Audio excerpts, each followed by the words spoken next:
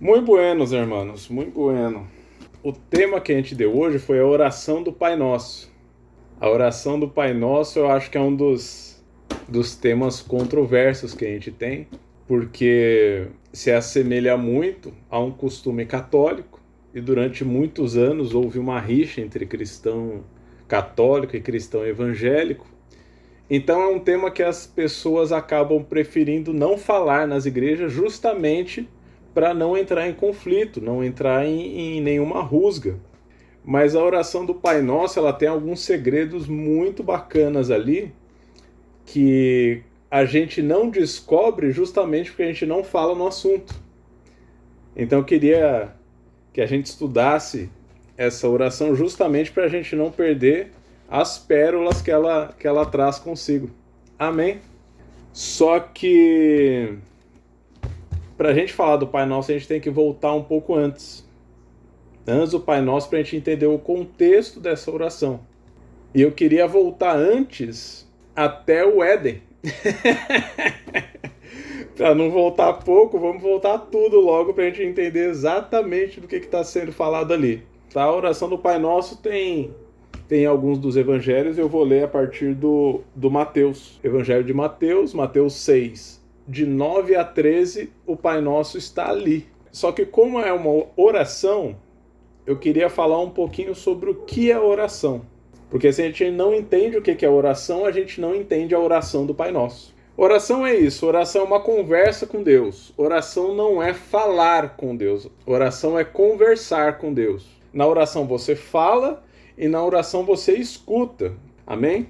E tem uma conversa interessante que eu queria que a gente lesse, que está lá em Gênesis. Por isso que eu falei que eu queria voltar lá no jardim. Gênesis 3, de 8 a 13. É uma conversa natural. É Deus falando, Adão respondendo. Aí, de acordo com a resposta dele, ele já joga a Eva na conversa. Aí Deus vira para Eva e fala: oh, e aí, mas você fez isso mesmo? Ela fala: não, mas foi a serpente. Ou seja, tá todo mundo conversando. No jardim havia uma situação onde a presença de Deus estava junto com Adão, com Eva, com os animais, com a terra, estava todo mundo junto, convivendo junto. E nesse ambiente eles conversavam, porque essa é a base da relação. Não tem como a gente se relacionar com alguém sem conversar. Mesmo que a pessoa seja muda, você fala com ela de alguma forma. Você inventa sinais, a gente faz gesto, a gente se comunica de alguma forma. A ideia de Deus é que a gente tenha essa proximidade a ponto da gente falar e responder a ele e ouvi-lo e a gente se relacionar dessa mesma forma como era no jardim. Por isso que ele já criou desse jeito. A gente junto porque eu quero que a gente fique junto. Essa conversa aí é oração após o pecado. Aí vai a punição. E a punição tanto do homem quanto da mulher foi serem expulsos do jardim do Éden. Então eles não estão mais nesse lugar de relacionamento com Deus. A partir desse momento, Deus começa a falar assim: me busca, porque se você me buscar de todo o coração, essa relação pode ser reatada. Aí você começa a entender por que a nossa oração, às vezes parece que a gente está falando sozinho. Porque esse elo foi quebrado lá atrás no pecado. Essa conversa habitual de falar e ouvir naturalmente, ter Deus na nossa presença naturalmente, foi quebrado lá atrás no pecado. E a nossa oração, a nossa conversa com Deus sofreu esse impacto. Então a primeira coisa que a gente tem que entender falando de oração é que o objetivo dela é a intimidade com Deus. Não é falar com Deus só no sentido de pedir coisas, é falar com Deus na ideia de eu estar convivendo com Ele. Não tem uma regra, um horário, um momento específico. Tanto que em Tessalonicenses fala para a gente orar continuamente. Por quê? Porque a nossa relação precisa ser contínua. E eu mantenho essa relação contínua enquanto a gente vai falando e conversando. Se eu ficar um mês sem falar com a Roberta, ela fala: meu, o que está acontecendo? Você não está se relacionando comigo. Eu falo: não, Roberta, a gente está na mesma casa, a gente está junto. Ela fala: sim, mas você não está falando comigo. Quando alguém para de falar com você, você percebe na hora. Por mais que vocês convivam junto. Então essa oração é algo que a gente não pode perder de vista. E a forma da gente orar continuamente, Paulo fala que é quando a gente ora em espírito. Por isso que muita gente usa o termo espírito de oração, porque não dá para eu ficar 24 horas falando sozinho. Quando eu estou sozinho, eu oro a Deus em voz alta. Mas quando a Roberta está junto, eu estou trabalhando, eu fico orando em pensamento. Enquanto eu estou dando aula aqui, eu fico no meu pensamento: Senhor, não me deixa falar nada errado, que o Senhor me conduza nos meus pensamentos, etc. Porque eu não posso perder esse fio, esse elo de ligação que a Jaciara falou. Porque se eu desconecto esse elo, eu fico distante, assim como Adão ficou do jardim. Aí eu pergunto, o que desconectou o elo de Adão do jardim? É uma palavra só. Pecado, glória a Deus. O pecado influencia diretamente na nossa oração. A Bíblia diz que Deus nem ouve a pecadores. O pecador nem é ouvido por Deus. Por isso que eu falei, oração é para quem tem intimidade. Oração é para quem tem relacionamento. Ele é pai, a gente é filho. A gente ora para Deus falando com o nosso pai de forma íntima. O pecador só é ouvido por Deus se ele começa a oração se arrependendo do seu pecado. Porque se mantendo no pecado, Deus nem escuta. Quando a gente tem pecado, é natural a gente se distanciar de Deus. Distante de Deus não é só uma questão geográfica, eu estou lá na esquina e Deus está lá no outro lugar. É uma questão que impossibilita o relacionamento. Amém? Isso tem que ficar muito claro. A gente tem que estar junto com Deus para que a nossa oração seja ouvida. E a forma de não separar esse elo é eu me manter santificado, purificado. Se eu cometo algum pecado, a gente precisa incluir na nossa oração: Senhor, me perdoa pelos meus pecados. Porque tem muita gente que já começa a orar e suplicar, a Bíblia fala muito isso, de clamor e súplicas ao Senhor, mas às vezes as pessoas falam com orgulho, que é o que aconteceu com Jonas. Lembra que na última aula que eu falei de Jonas, que tem duas orações específicas ali? Uma ele só estava repetindo os salmos, onde ele não estava arrependido. Na outra oração ele falou de coração. Amém? Estou dando só o pano de fundo para a gente chegar no Pai Nosso, porque tem tudo a ver com o que a gente está falando agora. Então agora a gente vai lá para 2 Crônicas capítulo 7, só para dar o contexto. Como a nossa relação com Deus foi quebrada lá no jardim, o plano que Deus fez nesse mundo, que é o que a gente está vivendo, é o plano de restituição desse relacionamento. Eu não nasço falando mais com Deus naturalmente, eu não nasço mais no jardim do Éden. A gente nasce num mundo que é dominado pelo pecado. A Bíblia diz que esse mundo jaz no maligno. Romanos 3,23 fala que todos pecaram, e todos incluem todas as pessoas, inclusive crianças. Por quê? Porque a gente não peca só com a atitude, a gente peca pela semente do pecado de Adão, aquele pecado hereditário, que vem desde lá do meu gene. Então o plano de Deus sempre foi: eu preciso restituir vocês para que nossa relação seja restituída. Restituir vocês significa tirar do pecado, para que vocês possam se aproximar de mim novamente. E se aproximando de mim, a gente consegue conversar novamente. Assim como eu conversava com Adão e Eva no jardim. Então, se você vai lendo o Velho Testamento, você vai lendo uma sequência de fatos onde pessoas pecam e Deus vai dando regras para as pessoas voltarem a ser santas, voltarem a ser purificadas. Então sacrifica um cordeiro. Então para de pecar. Então se muda dessa cidade. Agora eu vou levantar um povo. Todas essas histórias é uma história de restituição. Não é que a gente está indo para algum lugar, a gente está tentando voltar para a relação com Deus. Então essa é uma ideia muito importante para a gente não perder de vista. A história da Bíblia nunca teria acontecido se ninguém nunca tivesse pecado. Porque Deus já nos criou próximo dele. Ele já nos criou filhos dele perfeitos. Então toda essa história de sacrifício, Jesus ter que descer para pagar os pecados, e o Apocalipse, a condenação, tudo isso só acontece porque em algum momento a gente se distanciou de Deus. Então sempre tenha isso em mente, eu não estou indo para algum lugar, eu estou voltando a minha relação com Deus. E uma das coisas que Deus fez para ajudar o povo a voltar à relação dele com Deus, ele começa a falar para o povo assim, olha, eu tirei vocês do Egito e quero habitar no meio do meu povo. Daí entra a história daquela tenda do tabernáculo. Não sei se vocês já ouviram na igreja essa história da tenda do tabernáculo, a arca da aliança, onde tinha as leis de Moisés, o cajado de Arão, tinha lá o maná, e essa tenda viajava com o povo enquanto ele estava no deserto. O povo ainda não tinha chegado na terra de Canaã. Quando o povo chega na terra de Canaã, eles conquistam a terra, aí Salomão fala, agora dá para a gente construir um templo para o Senhor, uma igreja, a santa igreja, um lugar onde toda Israel vão adorar o Senhor no mesmo lugar. É aí que é construído o templo de Jerusalém. Aquele templo que está lá até hoje, já foi demolido, já foi reformado algumas vezes, não está do mesmo jeito que Salomão fez. E a ideia desse templo é muito importante para esse povo, porque é o lugar onde todo o povo de Deus adora.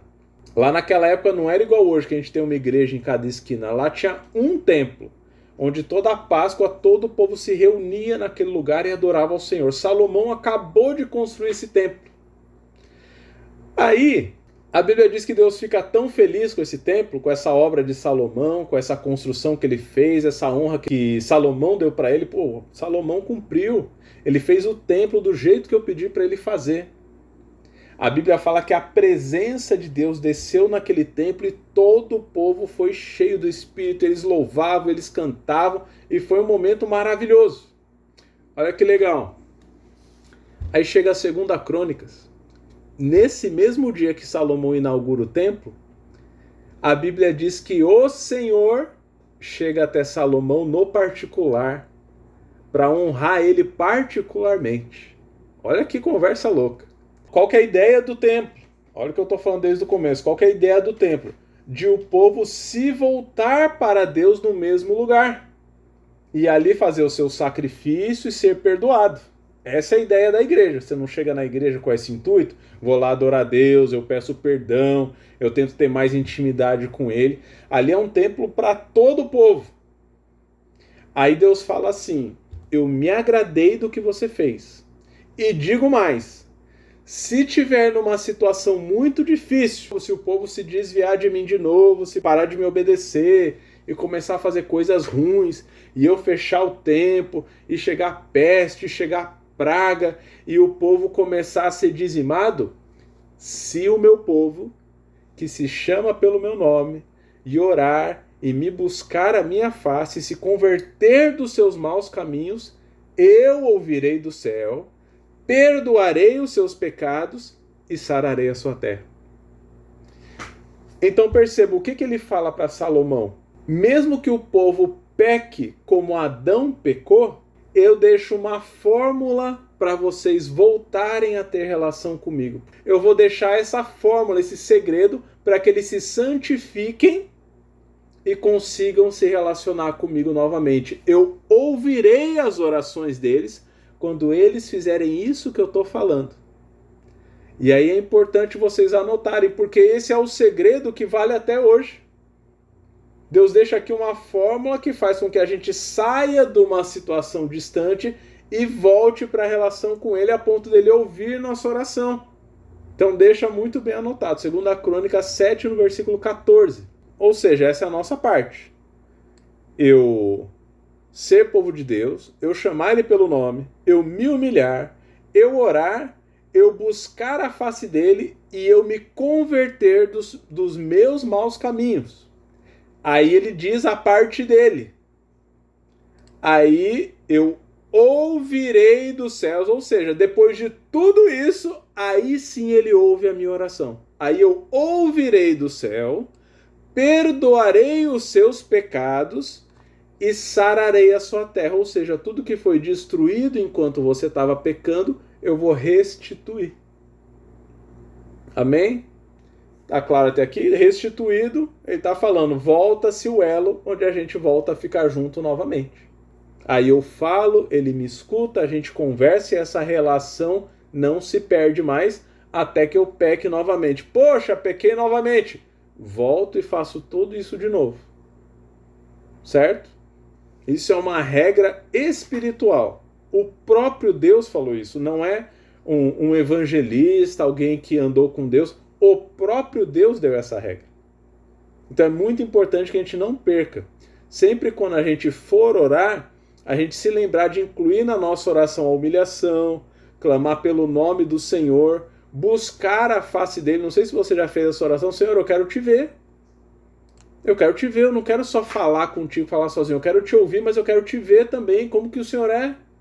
Eu não quero só fechar meus olhos e ficar imaginando que em algum lugar o Senhor está me ouvindo. Eu quero ver a tua face. Quero me encontrar contigo face a face. Poxa, Adão e Eva te viram. Jó te viu, Moisés te viu, eu quero te ver também. Então percebe que ele cita aqui para você orar coisas que talvez você nunca tenha orado antes. Chamar o Senhor pelo nome dele.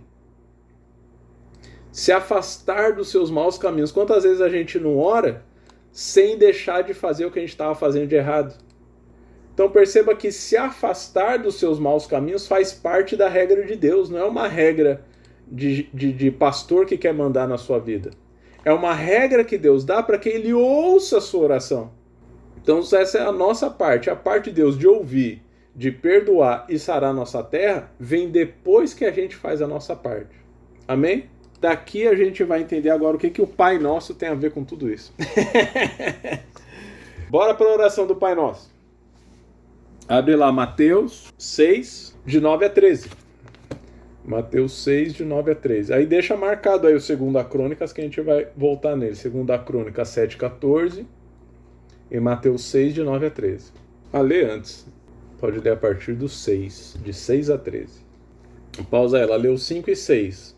Então ele já começou com uma dica. Ele está falando assim, olha, os hipócritas, quando eles vão orar, eles vão lá para frente da sinagoga, na frente da igreja, para que todo mundo veja eles orando, para dar a impressão que eles são os caras muito certinhos. Então eles não estão orando para falar com Deus, não está sendo esse o objetivo deles. Aí ele segue dizendo, não precisa fazer isso. Quando você for orar para Deus, você não precisa estar na frente de ninguém. Você pode orar lá no seu quarto, no secreto, no seu quartinho, fecha a porta, ajoelha no chão, pode não estar ninguém vendo. Porque se você vai orar para Deus, interessa que Ele te veja. Ninguém mais precisa te ver. E se Ele estiver te vendo e estiver te ouvindo, não tem problema. A oração pode ter sido feita no secreto, mas a resposta, todo mundo vai ver. A resposta vai ser pública. Porque quando Deus fala com você, Ele transforma a sua vida, todo mundo percebe. Esse versículo 5 e 6 é muito interessante isso, porque deixa bem claro o contraponto entre quem faz a coisa pela carne e a outra que faz pelo Espírito. Quem faz as coisas espiritualmente está preocupado com o que tem dentro de si. Quem faz as coisas carnalmente está preocupado com o que está fora de si, com o que está no exterior. Deus sempre trabalha de dentro para fora. Primeiro eu transformo você, depois as pessoas reconhecem, depois você vira um testemunho. Não é o contrário, eu não vou te dar uma roupa nova para depois você se achar bonito por dentro. Não, primeiro você se contenta com quem você é, saiba seu valor e aos poucos você vai conseguindo as coisas e as pessoas vão te reconhecendo e te valorizando. E não o oposto, quando as pessoas me elogiarem, aí eu vou me sentir alguma coisa.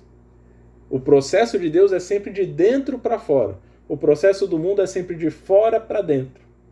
Então, a partir daí, a gente já vê uma grande lição. Amém? Jesus está começando a falar sobre oração aí, porque os discípulos pediram, Jesus, nos ensina a orar? Aí ele começa dando essa lição. Primeira coisa, não façam como os hipócritas. Não se preocupem, porque Deus ele vê tudo e ouve tudo, ele está em todos os lugares, então não precisa fazer para se exibir para os outros. Busque Deus na intimidade. Amém? Aí o 7 e 8, ele dá outra dica.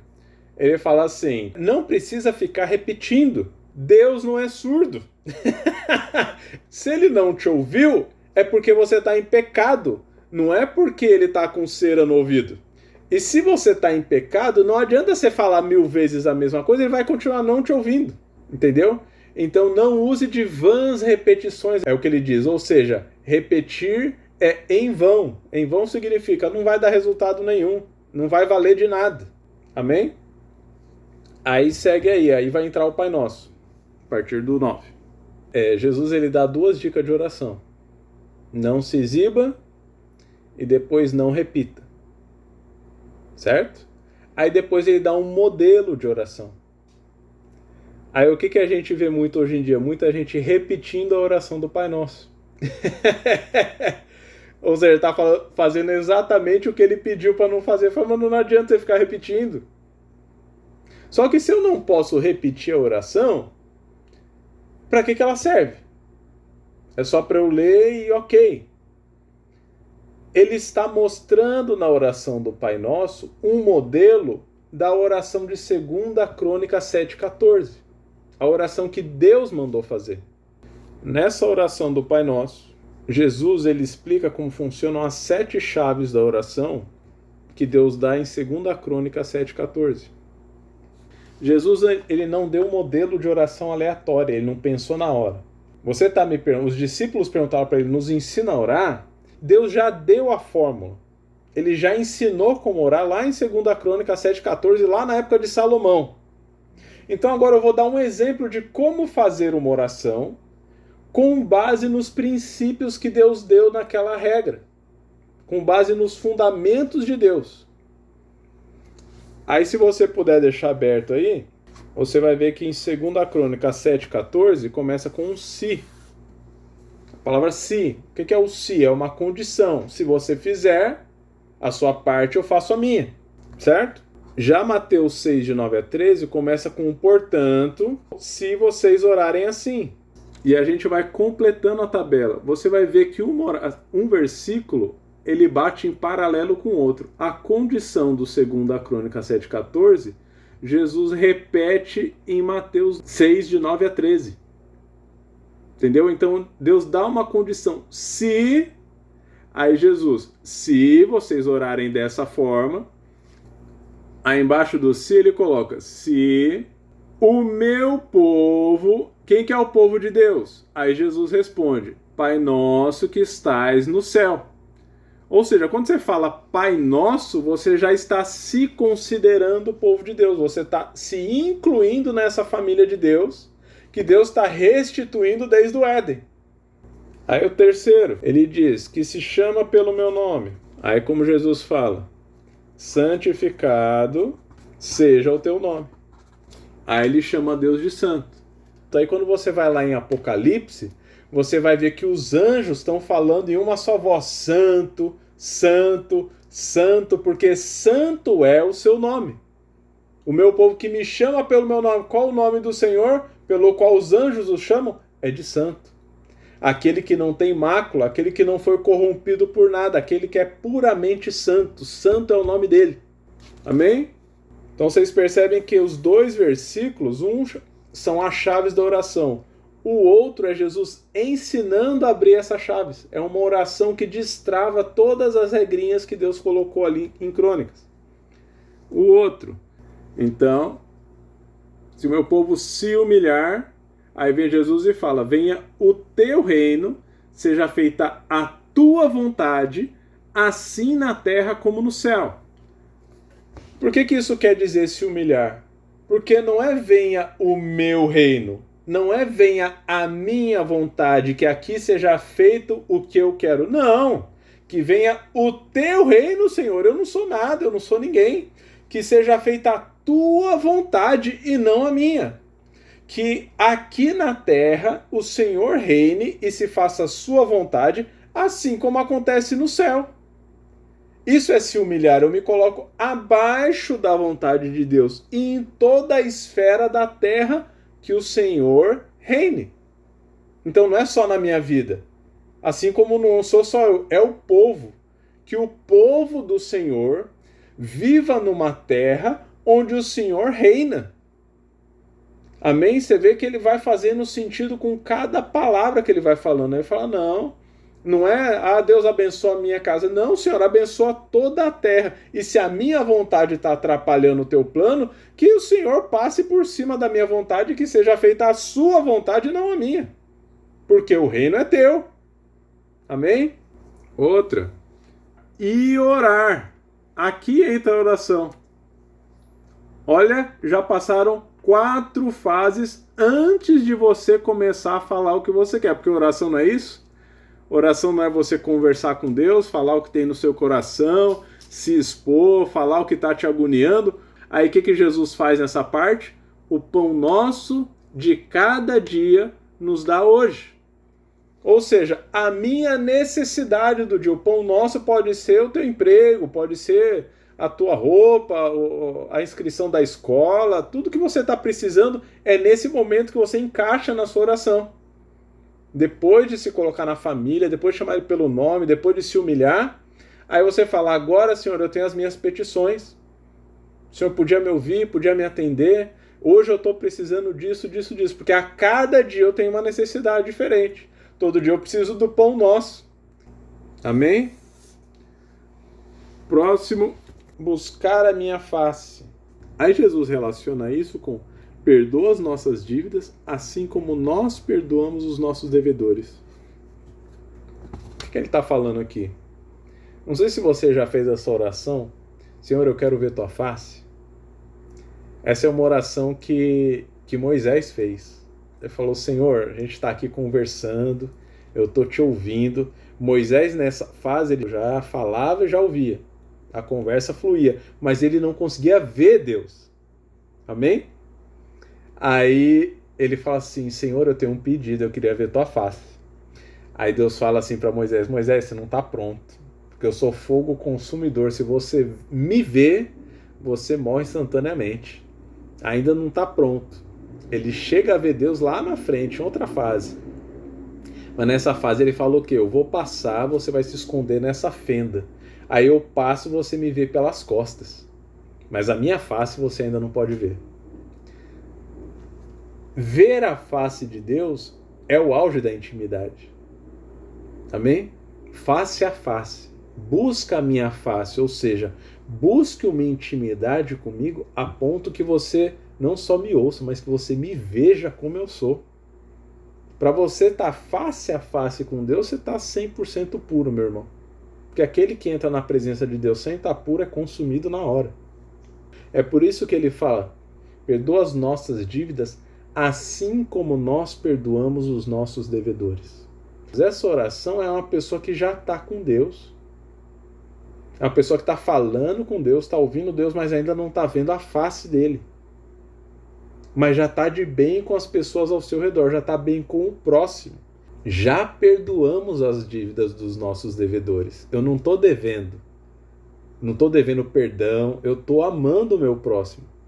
Não é aquela oração daquela pessoa, eu não consigo perdoar fulano, porque ele me bateu, ele me xingou. Tal. É uma pessoa que já se deu bem com isso aí. Fala, não, deixa pra lá. Eu já pequei também, a pessoa pecou também, a gente, ok. Eu já perdoei porque eu também quero ser perdoado por Deus. A raiz do perdão, o segredinho de aprender a perdoar o próximo, é lembrar que a gente já erra muito também. Olha que louco. E se converter dos seus maus caminhos, é o que fala em Crônicas. Você orou? Mas como é que tá os seus caminhos? Você está parando de pecar? Daí vem Jesus e inclui isso na oração. Senhor, não nos deixe cair em tentação, mas nos livra do mal. E é interessante que Tiago ele fala que a gente não é tentado por Deus ou como se fosse uma prova de Deus. Há uma diferença muito grande entre tentação e os desafios que Deus coloca na nossa vida para a gente crescer. Tiago explica muito bem que ele diz, cada um é tentado pela sua própria concupiscência, pelos seus próprios desejos internos. Você já quer internamente, é por isso que quando passa você fica tentado. Às vezes você já tem uma vontade de fazer, por isso que parece que é mais difícil você aguentar aquela tentação, porque dentro de você já tem um desejo. Aí o que ele fala para Caim? Caim, você tem que dominar esse desejo. Você não pode deixar esse desejo te dominar. Porque esse desejo, se você deixar entrar, ele vai te consumir, vai te dominar, vai virar uma ação e aí vai dar à luz ao pecado que gera a morte. Aí vem Jesus e fala, Senhor, nos ajuda, nos livra de toda tentação, não nos deixe cair nessa tentação, porque tentar, o diabo está sempre tentando, Nossa concupiscência está sempre tentando. Aí Jesus fala, não nos deixe cair nessa tentação, mas no contrário, nos livra do mal. Então que a gente tenha a força para ir lutando contra esse pecado, para a gente se livrando do mal, até que a gente vá chegando cada vez mais perto de Jesus. Amém? Aí como que ele termina? Lá em Crônicas. Aí sim entra a minha parte. Aí eu ouvirei dos céus, perdoarei os seus pecados e sararei a sua terra. Aí como que Jesus termina? Porque teu é o reino, teu é o poder e a glória, para sempre. Amém. Ele termina agradecendo, exaltando o Senhor. Por quê? Porque Deus já está fazendo, Deus já está operando. Aí já entrou na parte de Deus fazer. Eu fiz os meus passos, eu fiz as minhas partes, tudo que eu tinha que fazer, eu busquei, eu orei, eu falei o nome dele, eu pedi para livrar do mal, eu dei as minhas petições, agora vem a parte de Deus agir. Então, enquanto ele age, eu só agradeço. Teu é o reino, teu é a honra, teu é a glória, muito obrigado. Entendeu? É por isso que a oração do Pai Nosso não deve ser repetida, ela deve ser entendida. Porque quando eu vou orar, eu vou colocar as mesmas estratégias que Jesus colocou na oração dele, só que com as minhas palavras. Segue o protocolo, segue essas etapas, mas fale com as suas palavras, faça a sua oração. Ah, Rubens, então é pecado repetir o Pai Nosso? Não, não é pecado, você não vai para o inferno se você repetir. Mas você repetir não pode substituir a sua oração de coração. Aí o básico de hoje é a gente lembrar que, segundo a Crônica 7,14, são chaves de oração que Deus dá. Mateus 6, de 9 a 13, é Jesus nos ensinando a usar essas chaves. Amém? Para que a sua oração não só alcance o ouvido de Deus, não só que ele ouça, mas que ele responda. Amém? Porque o objetivo final é a gente voltar a conversar com Deus junto, lado a lado. Amém, irmãos. Obrigado aí pelo tempo. Deus abençoe todos vocês.